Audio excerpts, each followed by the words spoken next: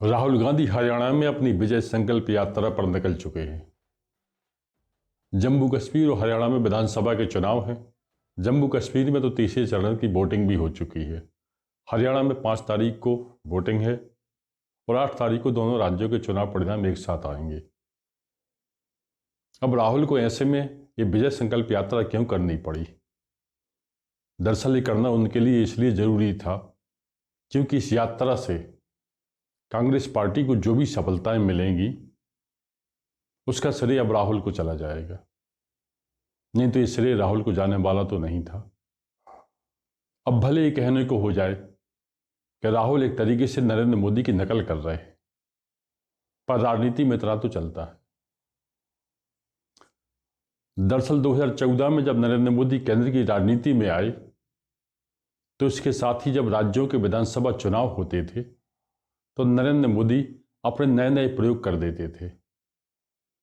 उनको लगता था कि जिन राज्यों में भारतीय जनता पार्टी की सरकारें हैं वो चुनाव आने वाले हैं और राज्य में भारतीय जनता पार्टी की सरकार के प्रति लोगों में नाराजगी है, तब नरेंद्र मोदी उस सरकार के मुख्यमंत्री को बदल देते थे।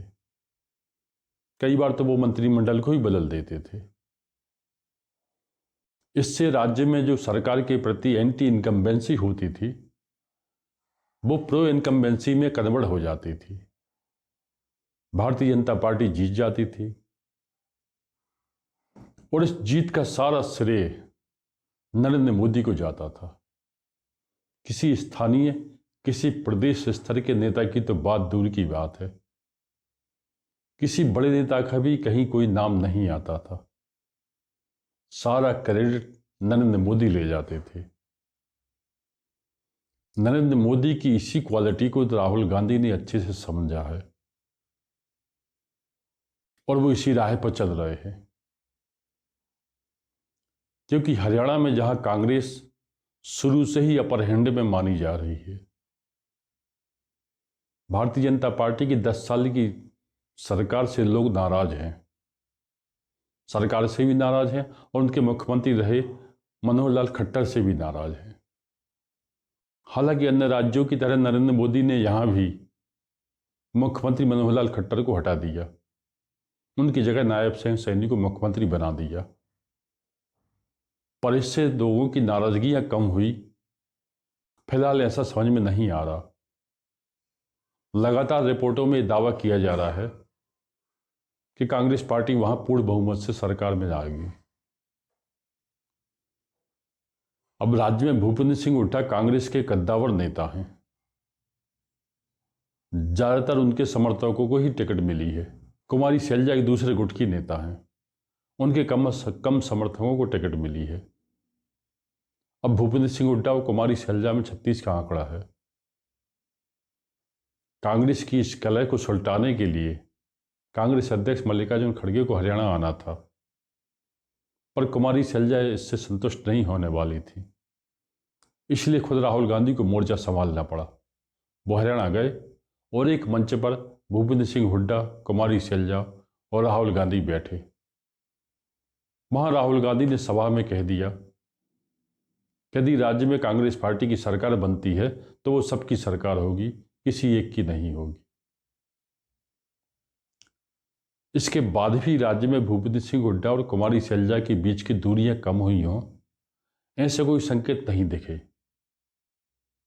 लेकिन तब भी ये माना जा रहा है कि कांग्रेस पार्टी ही बहुमत में आएगी। अब इस स्थिति में यदि राज्य में कांग्रेस पार्टी को बहुमत मिलता है तो सारा श्रेय भूपेंद्र सिंह हुड्डा को जाएगा, राहुल गांधी का कहीं कोई नाम नहीं आएगा। इसी क्रेडिट लेने के चलते राहुल गांधी ने राज्य में अपनी विजय संकल्प यात्रा निकालने की प्लानिंग की और वो इस यात्रा पर निकल चुके हैं। और उनके पास बहाना भी है कि हरियाणा में भूपेंद्र सिंह हुड्डा, कुमारी शैलजा के गुट में जो विवाद है उसको सुलझाने के लिए राहुल गांधी को मोर्चा संभालना पड़ा। पर दरअसल सही बात क्रेडिट लेने की है। जम्मू कश्मीर में भी ऐसे विधानसभा के चुनाव हुए हैं। वहां तो कांग्रेस पार्टी 32 सीटों पर चुनाव लड़ रही है। नाम मात्र को राहुल गांधी चुनाव प्रचार में पहुंचे। तभी तो नेशनल कॉन्फ्रेंस के नेता उमर अब्दुल्ला ने कह दिया कि राहुल को जम्मू डिवीजन में मेहनत करनी चाहिए, क्योंकि घाटी में उनके लिए करने लायक कुछ है नहीं।